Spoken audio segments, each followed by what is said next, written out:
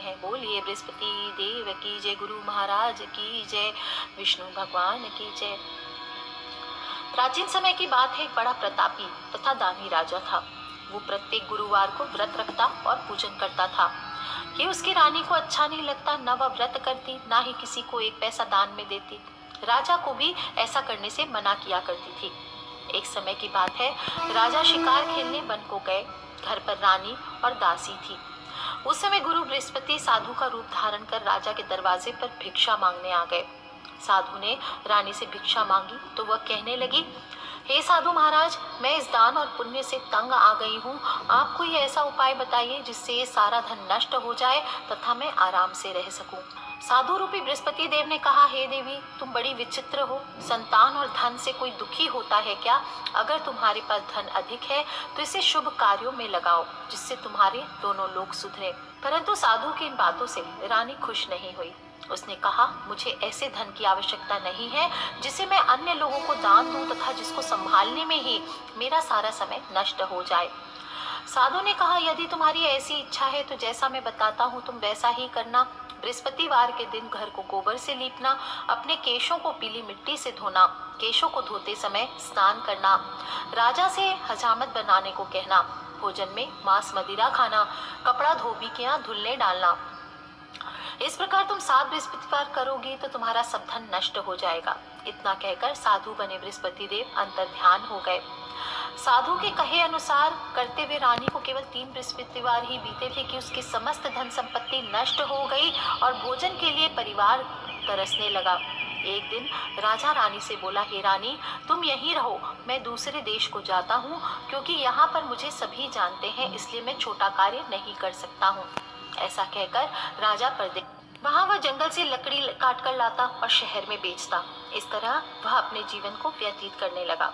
इधर राजा के बिना रानी और दासी दुखी रहने लगी।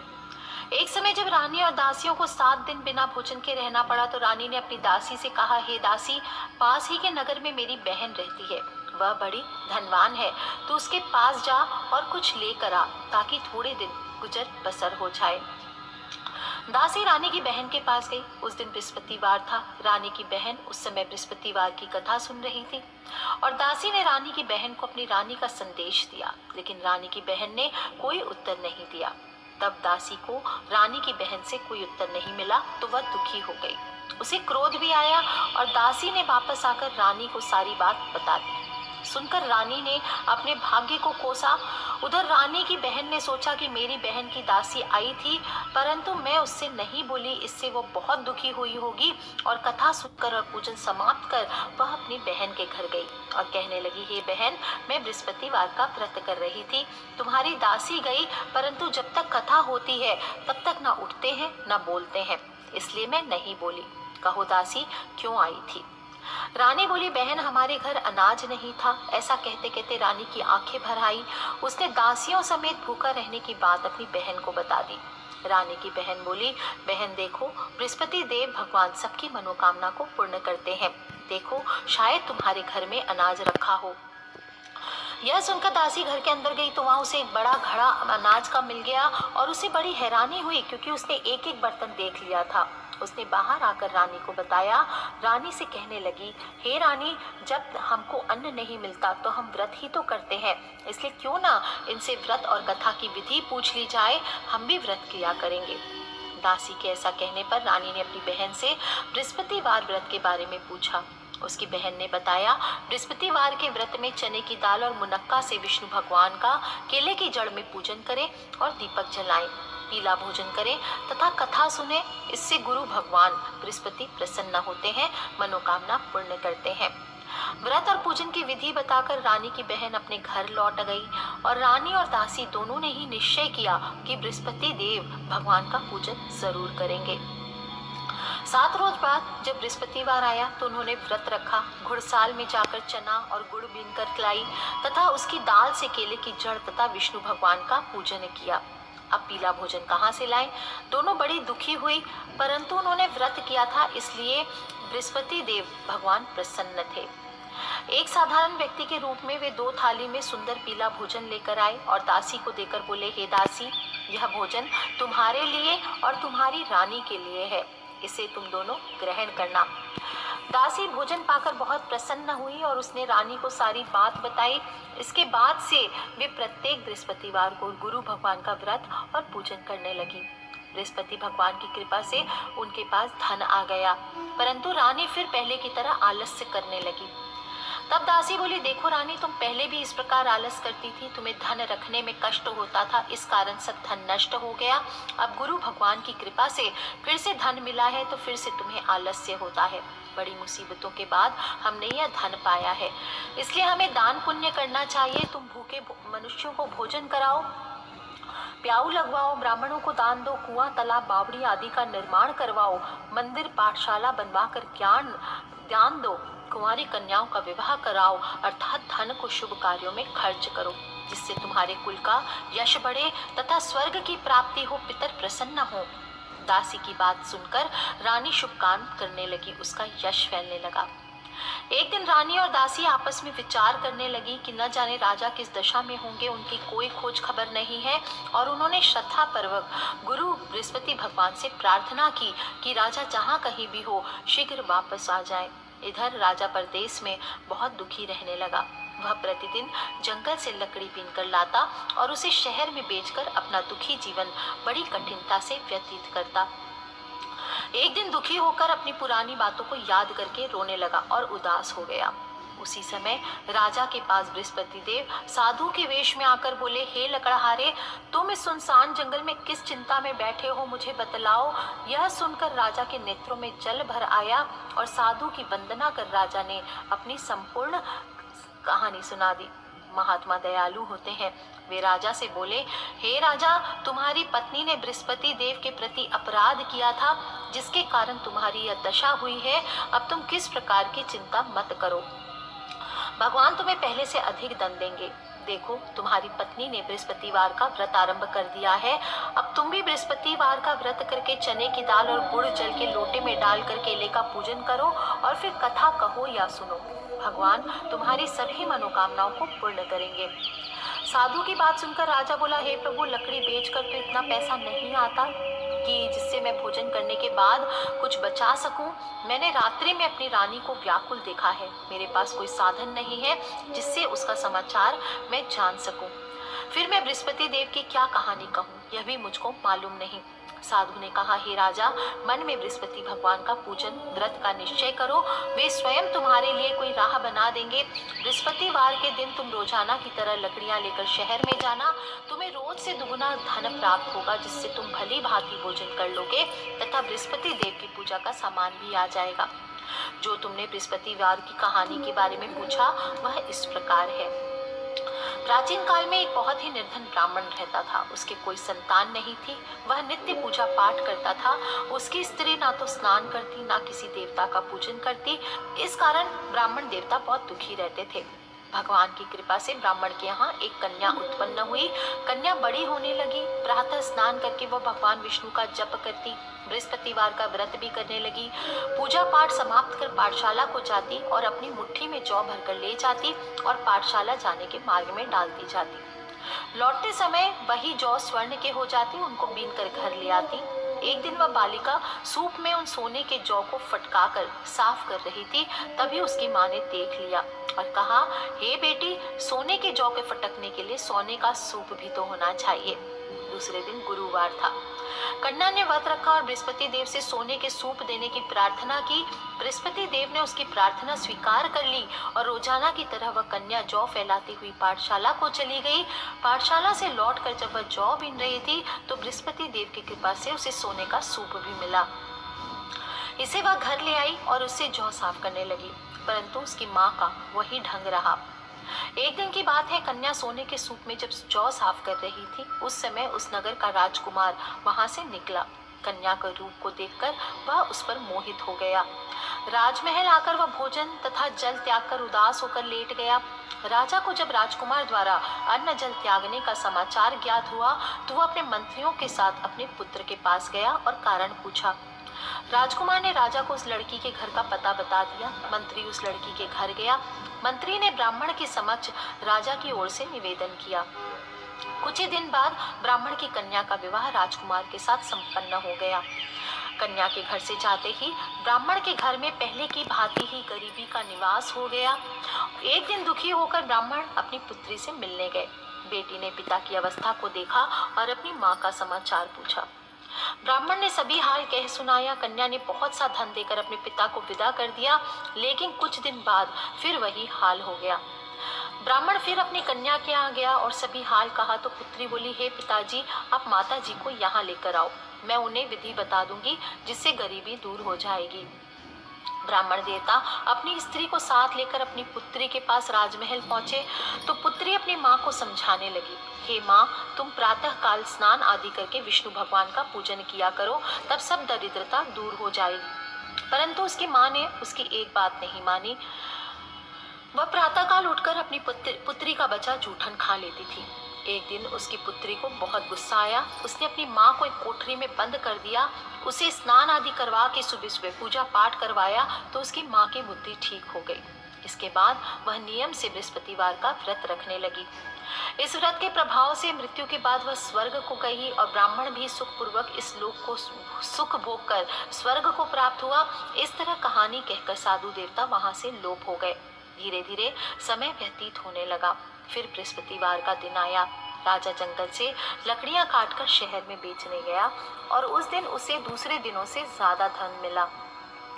राजा ने चना गुड़ आदि लाकर बृहस्पतिवार का व्रत किया। उस दिन उसके सभी कलेश दूर हो गए। परंतु जब अगले गुरुवार का दिन आया तो वह बृहस्पतिवार का व्रत करना भूल गया। इस कारण बृहस्पति देव उससे नाराज हो गए। उस दिन उस नगर के राजा ने विशाल यज्ञ का आयोजन किया था तथा अपने समस्त राज्य में घोषणा करवा दी थी कि मेरे यहाँ भोजन करने आवे, किसी के घर चूल्हा न जले। उस आज्ञा को जो नहीं मानेगा उसको फांसी की सजा दे दी जाएगी। राजा की आज्ञा के अनुसार राज्य के सभी वासी राजा के भोज में सम्मिलित हुए, लेकिन लकड़हारा कुछ देर से पहुंचा, इसलिए राजा उसको अपने साथ महल में ले गए। जब राजा लकड़हारे को भोजन करा रहे थे तो रानी की दृष्टि उस खूंटी पर पड़ी जिस पर उसका हार लटका हुआ था। उसे हार खूंटी पर लटका दिखाई नहीं दिया और रानी को निश्चय हो गया कि मेरा हार इस लकड़हारे ने चुरा लिया है। उसी समय सैनिक बुलवाकर उसको जेल में डलवा दिया। लकड़हारा जेल में विचार करने लगा कि न जाने मुझसे कौन से पूर्व जन्म के कर्म है जो मुझे यह दुख प्राप्त हुआ, और जंगल में मिले साधु को याद करने लगा। तत्काल बृहस्पति देव साधु के रूप में प्रकट हुए और कहने लगे, अरे मूर्ख, तूने बृहस्पति देवता की कथा नहीं की, इसी कारण तुझे दुख प्राप्त हुआ है। अब चिंता मत कर, बृहस्पतिवार के दिन जेल खाने के दरवाजे पर तुझे 4 पैसे पड़े मिलेंगे, उनसे तू बृहस्पति देव की पूजा करना, तेरे सभी कष्ट दूर हो जाएंगे। अगले बृहस्पतिवार उसे जेल के द्वार पर 4 पैसे मिले। राजा ने पूजा का सामान मंगवाकर कथा कही और प्रसाद बांटा। उसी रात्रि में बृहस्पति देव ने उस नगर के राजा को स्वप्न में कहा, हे राजा, तूने जिसे जेल में बंद किया है उसे कल छोड़ देना, वह निर्दोष है। राजा प्रातःकाल उठा और खूंटी पर हार टंगा देखकर लकड़हारे को बुलाकर क्षमा मांगी तथा राजा के योग्य सुंदर वस्त्र आभूषण भेंट कर उसे विदा किया। गुरुदेव की आज्ञा अनुसार राजा अपने नगर को चल दिया। राजा जब नगर के निकट पहुंचा तो उसे बड़ा आश्चर्य हुआ। नगर में पहले से अधिक बाग, तालाब, कुएं, बहुत सी धर्मशालाएं, मंदिर आदि बने हुए थे। राजा ने पूछा कि ये किसका बाग और धर्मशाला है। तब नगर के लोग सब कहने लगे कि ये सब रानी और दासी द्वारा बनवाए गए हैं। राजा को आश्चर्य हुआ और गुस्सा भी आया कि उनकी अनुपस्थिति में रानी के पास ये धन कहाँ से आया होगा। जब रानी ने यह खबर सुनी कि राजा आ रहे हैं तो उसने अपनी दासी से कहा, हे दासी, देख, राजा हमको कितनी बुरी हालत में छोड़कर गए थे और वो हमारी ऐसी हालत देखकर लौट न जाए, इसलिए तू दरवाजे पर ही खड़ी हो जा। रानी की आज्ञा के अनुसार दासी दरवाजे पर खड़ी हो गई और जब राजा आए तो उन्हें अपने साथ महल में लिवा लाई। तब राजा ने क्रोध करके अपनी तलवार निकाली और पूछने लगे, बताओ यह धन तुम्हारे पास कहाँ से प्राप्त हुआ। तब रानी ने सारी कथा कह सुनाई और राजा ने निश्चय किया कि मैं रोजाना दिन में 3 बार कथा कहा करूँगा तथा रोज व्रत किया करूँगा। अब हर समय राजा के दुपट्टे में चने की दाल बंधी रहती और दिन में 3 बार कथा कहता। एक रोज राजा ने विचार किया कि चलो अपनी बहन के यहाँ हो आऊं।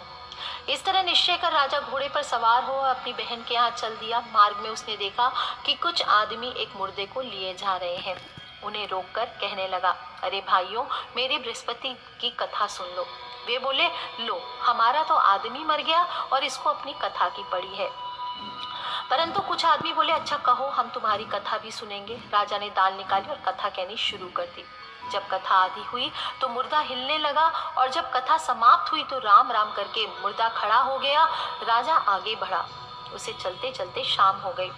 आगे मार्ग में उसे एक किसान खेत में हल चलाता मिला। राजा ने उससे कथा सुनने का आग्रह किया, लेकिन वह नहीं माना। राजा आगे चल पड़ा और राजा के हटते ही बैल पछाड़ खाकर गिर गए तथा किसान के पेट में दर्द होने लगा। उसी समय किसान की पत्नी रोटी लेकर आई। उसने जब देखा तो अपने पुत्र से हाल पूछा। बेटे ने सभी हाल बता दिया। बुढ़िया दौड़ी दौड़ी उस घुड़सवार के पास गई और उससे बोली, मैं तेरी कथा सुनूंगी, तो अपनी कथा मेरे खेत पर चलकर कहना। राजा ने लौटकर बुढ़िया के खेत पर जाकर कथा कही, जिसके सुनते ही बैल खड़े हो गए। किसान के पेट का दर्द बंद हो गया। राजा अपनी बहन के घर पहुंचा। बहन ने भाई की खूब मेहमानी की। दूसरे रोज प्रातःकाल राजा जागा तो देखने लगा सब लोग भोजन कर रहे हैं। राजा ने अपनी बहन से जब पूछा, ऐसा कोई मनुष्य है जिसने भोजन नहीं किया हो तो वो मेरी बृहस्पतिवार की कथा सुन ले। बहन बोली, भैया ये देश ऐसा ही है, यहाँ लोग पहले भोजन करते हैं, बाद में कोई अन्य काम करते हैं। फिर वह एक कुम्हार के घर गई जिसका लड़का बीमार था। उसे मालूम हुआ कि उसके यहाँ 3 दिन से किसी ने भोजन नहीं किया है। तब रानी ने अपने भाई की कथा सुनने के लिए कुम्हार से कहा और वह तैयार हो गया। राजा ने जाकर बृहस्पतिवार की कथा उससे कही, जिसको सुनकर उसका लड़का ठीक हो गया। अब तो राजा की प्रशंसा होने लगी।